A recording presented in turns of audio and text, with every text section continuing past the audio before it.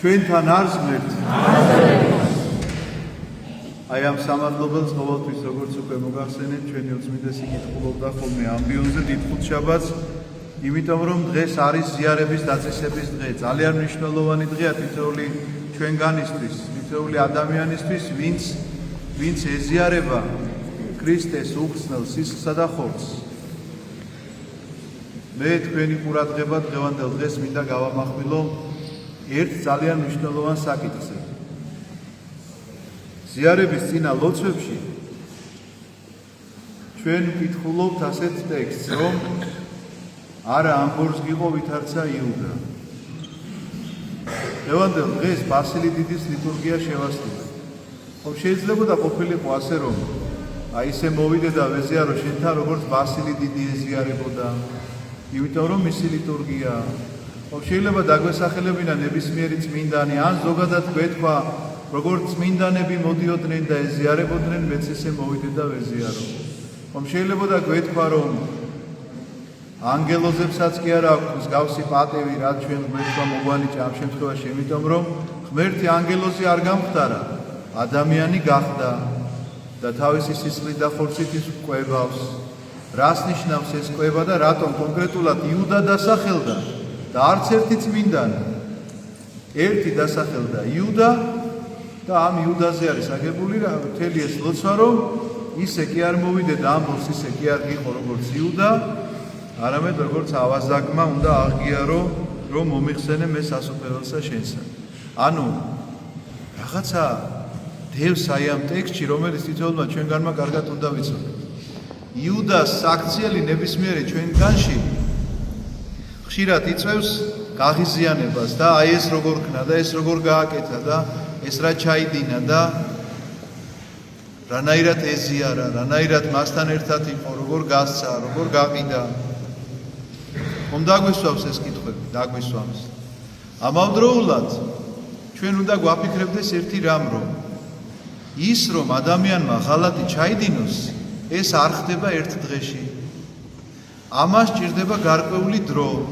გმირობა რომ ჩაიდინოს, შეიძლება ეს ერთ წუთში გადაწყვიტოს ადამიანმა, რომ ვიღაცის ნაცვლად ეხლა თვითონ გადაეშვას რაღაცა მის გადასარჩენად და თვითონ დაიღუპოს და სხვა გადაარჩინოს. ამას არ სჭირდებოდეს შეიძლება დიდი დრო, იმიტომ რომ ეს შეიძლება იყოს მომენტალური რაღაცა ადამიანის მიერ გადაწყვეტილება მიღებული, რომ უნდა გასწიროს თავის სიკულისთვის. მაგრამ ღალატი რომ ჩაიდინოს, ეს არ ხდება ესე უცაბედად, რომ ერთ დღეს გავიღვიძე და მოდი ეხლა მოღალატე ვარ და უნდა ვუღალატო. ეს ხდება ეტაპობრივად დანო და ძმანო. და რა განსხვავებაა, მე ამ ლოცვას აუცილებლად დაუბრუნდები, რატომ იკითხება, მაგრამ ჯერ უნდა აგიხსნათ. რა განსხვავებაა ჩვენსა და წმინდანებს შორის, იცით? განსხვავება გახლავთ ესეთი, რომ წმინდანები ამ ზიარებას განსაკუთრებულად უფრთხილდებიან. იუდა არ გაუფრთხილდა. წმინდანები განსაკუთრებულად ფრთხილობენ ზიარების შემდგომ, რომ მათ გულში არ შემოვიდეს ცუდის რახვა, რომ თავი დაანებონ მავნე ჩვევებს. და რატომ ვთქვი, რითიც დავიწყე, რომ ეს უცაბედად არ ხდება. აი იუდას იცით რა პრობლემა ჰქონდა? მას ებარა კისა, რომლითაც საერთო ფული გროვდებოდა მაცხოვართან ხალხის შემოწირულობისა, საიდანაც ისინი მოწყალებას გასცემდნენ. იუდა იყო მოკლედ ფინანსისტი, შეიძლება ასე ვთქვათ, თანამედროვე ენაზე ამ ფულის გამგებელი, მაგრამ როდესაც დაინახა, რომ ძალიან ძვირად ღირებული ნელსაცხებელი დაასხეს მაცხოვარს, ის ამბობს, რატომ არ გაიყიდა ეს ნელსაცხებელი? ამადა ამ ფასათო 300 დრაქანიოთან ასახელებს და ეს ძალიან დიდი ფულია და რატომ არ დავეხმარეთ გაჭირვებულებსო? იცოდეთ, რომ ეს მისი განზრახვა სახარებაში წერია, მე ჩემი მოგონილი არ გეგონოთ, განაგაჭირვებულების დარდი ჰქონდაო. ამ კისიდან ცოტ-ცოტას იპარავდა თავისთვისო და ამიტომ ეს კისა სავსე უნდა ყოფილიყო სულ, რომ იუდას თავისი მოსაპარი ჰქონოდა. ანუ რა ხდება? იუდამ დაუშვა, კომპრომისზე წავიდა, რომ რა მოხდა ცოტას თუ ავიღებ. ეს ხომ ამ კისას არ დააზარალებს, არც ამ ხალხს არ დააზარალებს. მეც ხომ მიჭირს, მეც ხომ არ ვარ დალხენ გაჭირვებულებისთვის თუ უნდათ, მეც ხომ მიჭირს. ანუ ეს კომპრომისი რომ დაუშვა, აი ამ კომპრომისზე დათანხმებით ის მივიდა იმ ნაბიჯამდე სანამდეც მივიდა. ამიტომაც იცოდეთ რომ არის 4 წილედი ცდუნება რომელიც შეიძლება შემოდიოდეს ადამიანში და უნდა იცოდეთ როდის არის ცოდვა და როდის არ არის ცოდვა. აი მაქსიმე აღსარებელი წერს. ეს არის გულის თქმითი, როდესაც უცბად შენს გულში ესე იგი შემოვა რაღაცა გულის თქმა, თუნდაც აი იუდას გავსი რომ რა მოხდა მერე რომ ცოტა აქედან ავიღო. ამის შემდგომი გახლავთ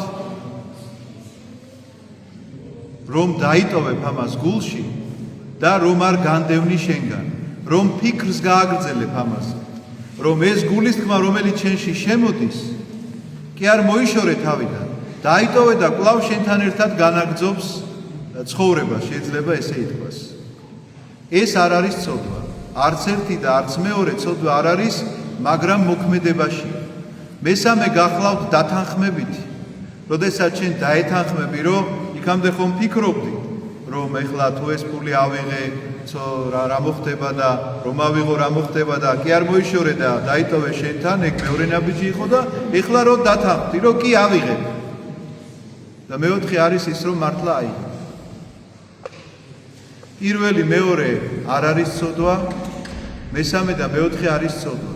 ამიტომაც ადამიანი როგორც კი უშვებს ამას, იუდასგან არაფრით არ განსხვავდება.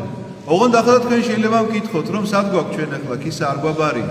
კისა არ გაბარია, მაგრამ ზიარებასთან მიმართებაში სწორედ ასე იქცევი, როცა იწყებ მაგალითად იმას, რომ ადამიანის განკითხვა შენს გულში შემოდის და არ იშორებ მას თავიდან. ასე მიდის, გაცემამდე მიდიხარ ადამიანის გაცემამდე და ეხლავე გეტყვით როგორ, რომ შემოვიდა აზრი, რომ ეს აზრი არ მოიშორე თავიდან და განავითარე და შენში მყოფობს. მესამე ნაბიჯი იცით რა არის? მესამე ნაბიჯი დათანხმება, რომლითაც განკითხვიდან გინებაზე ხარ გადასული. და მეოთხე ნაბიჯი არის ის, რომ ეს ადამიანი შეგიძლია გასწიროს საერთოდ და თქვა, რომ არაფერი ესე იგი მას არ აკავშირებს ჩემთან და მე მასთან არაფერი არ მაკავშირებს და შეიძლება დაწყევლო კიდეც. შეიძლება გადასცე კიდეც სამჟავროს და ან უფრო უარესი ჩაიდინე. ამიტომაც ნებისმიერი ცოდვა, რომელთანაც კომპრომისზე მიდიხარ, აუცილებლად მიგიყვანს ამ ნაბიჯამდე, იმიტომ რომ ასე იქცეოდა იუდა და ჩვენ ვნახეთ აი შედეგი რაც დაუდგა მას. ასეთი იქნება ნებისმიერი ადამიანის მოქმედება, რომელიც ცოდვას არ ებრძვის, რომელიც არ ეწინააღმდეგება მასში შემოსულ ამ გულის თქმებს და ამ გულის თქმების, ესე იგი, სანამ არ გაიტკეპნება კარგად შენში, რომ მიიღე და კარგად რომ გაიტკეპნება და ეხლა ამისი აღმოფხვრა ფაქტიურად შეუძლებელია. მერე უკვე თანხმობაში მოდიხარ ამ ყველაფერთან და აღასრულებ კიდეც ამ ყველაფერს. ამიტომაც ზიარების წინა ლოცვებში რაც წერია, რომ არცა ამბორს გიყო ვითარცა იუდა, სწორედ ამას ნიშნავს ჩემო ძვირფასებო, რომ ქრისტესთან ამბორის საყოფად ვართ მოსული, ქრისტეს სისხლსა და ხორცს ვეზიარებით, მისგან ვიკვებებით, მისი სხეულით ვიკვებებით, სულიერად ამაღლების ნაცვლად, თუკი იმ ცოდვას, რომელთანაც წავედით კომპრომისზე და ვეგუებით და ჩვენგან გაგდებას არ ვფიქრობთ, მაშინ კვლავ დავრჩენილ ვართ ესე იგი იუდას მდგომარეობაში და არაფერი ჩვენ სალაპარაკო არ გვაქვს ვიღაცაზე თითით გასაშვერი, რომ ეს რა ქნა იუდა. ეს უნდა კითხო საკუთარ თავს, რა ქენი შენი, როგორ ებრძოლე ამას ყველაფერს. წახვედი კომპრომისზე ისე როგორც იუდა წავიდა და თქვა, რომ მერე რა მოხდა, მეც რო ავიღო აქედან ფული.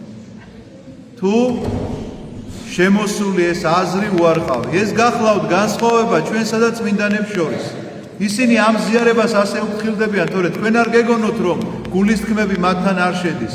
თქვენ არ გეგონოთ, რომ რაღაცა ბილწი, ცუდი, რაღაცა ბოროტული აზრები მათთან არ შემოდის. რა თქმა უნდა შემოდის, მაგრამ არავითარ შემთხვევაში არ აძლევენ თავს იმის უფლებას, რომ დარჩეს მათთან და გულის თქმად გადაიქცეს ეს აზრები, რომელიც ფესვებს გაიდგამს ადამიანის შინაგან სამყაროში და ფესვ გადგმულის აღმოფხვრა ძალიან ძნელია.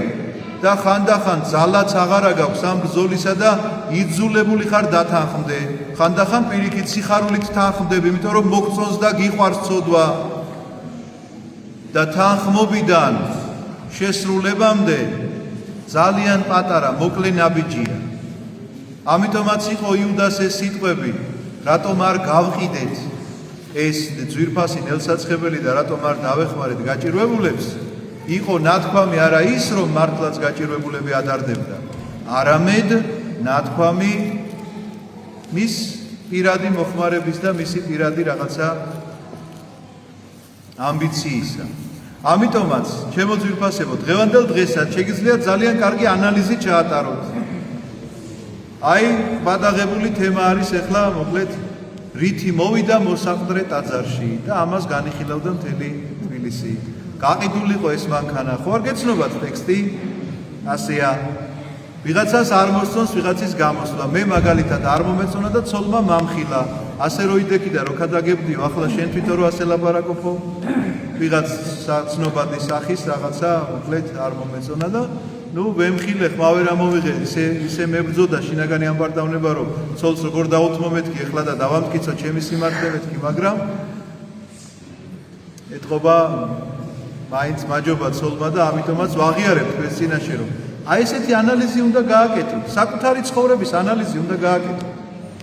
რომ შეგიძლია ადამიანი, ესე იგი გძულდეს სიძულვილამდე, ასე კი არ მისულხარ, პირდაპირ რომ დაინახე და შეგძულდა. ნაბიჯები გადადგი ამისკენ და ამ ნაბიჯებზე არ გაჩერდი.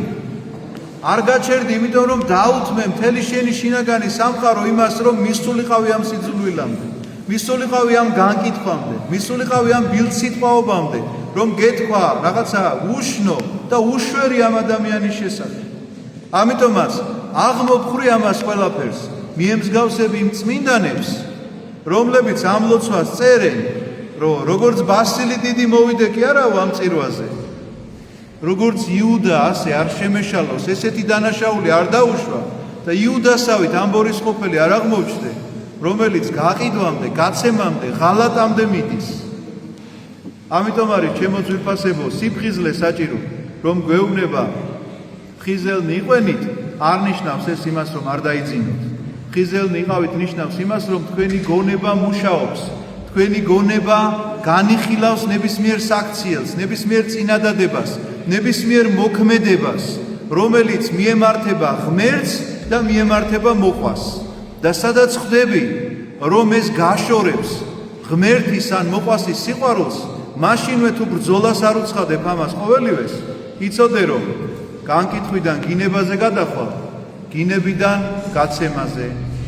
იცოდე რომ გინებით თუ დაიწყებ, მერე ფიზიკურ ძალადობაზე გადახვალ და ფიზიკური ძალადობიდან მოკლაზე. იცოდე რომ თუ დაიწყებ ადამიანის, ესე იგი, განკიქებას და მისი საქმეების ესე ურცხვად წარმოჩინებას, ამის შემდგომ საერთოდ მზად იქნები, რომ ესე იგი ეს ადამიანი გადააგდო რაღაცას უფსკრულში და მოისროლო, იმიტომ რომ სიძულვილამდე აღარაფერი აღარ დაგრჩენია, რომ საზოგადოების წინაშე ლაპარაკობ ამ ადამიანის მანკიერებების შესახებ. ამიტომაც ჩემო ძვირფასებო, ეს სიფრთხილე გამუდმებულად უნდა გვახვდეს თან. ეს სიფრთხილე, ეს მღვიძარება, სულიერი მღვიძარება და ეს მარხვა, მთელი მარხვა ამას ემსახურებოდა, რომ უნდა გამოფხიზლდე, უნდა იპოვო შენი თავი, უნდა აღმოაჩინო საკუთარი სულიერი მდგომარეობა, სად ხარ, სად იმყოფები და ვისზე ლაპარაკობ. ამას ემსახურება ეს ყველაფერი და ამას ემსახურება დღევანდელი დღეც. ამიტომაც იყო ის, რაც მოხდა დიდ ხუთშაბათს, როდესაც ამბობს მაცხოვარი, რომ ვისაც დავაწებ ახლა ლუკმას და მივაწოდებ, ის არის ჩემი გამცემი და იუდა უტიფრად ეკითხება, მე ვარო ესო? შენ ამბობ მაცხოვარი ეუბნება, აბა დაფიქრდი, შენ ამბობ და ხარ თუ არ ხარ გამცემი? ასე რომ მოცემულია ქრისტესთან შეხვედრა შემდგარია ჩვენი, მოცემულია მისი ხელიდან, მისი წმინდა სისხლი და ხორცი, მაგრამ აი ახლა ვინ ხარ შენ? საკუთარ თავს დაარქვი სახელი და ასე იცხოვრე მომავალში გამოსასწორებლად, რომ ბედნიერებით შევეგებოთ აღდგომის დღესასწაულს და არა მარტო, არამედ სათასასუფეველს, რომელიც მოსვლადარს მომავალში. ამინ. გალოცვილი და გახარებული გამყოფოთ ქრისტე ღმერთი.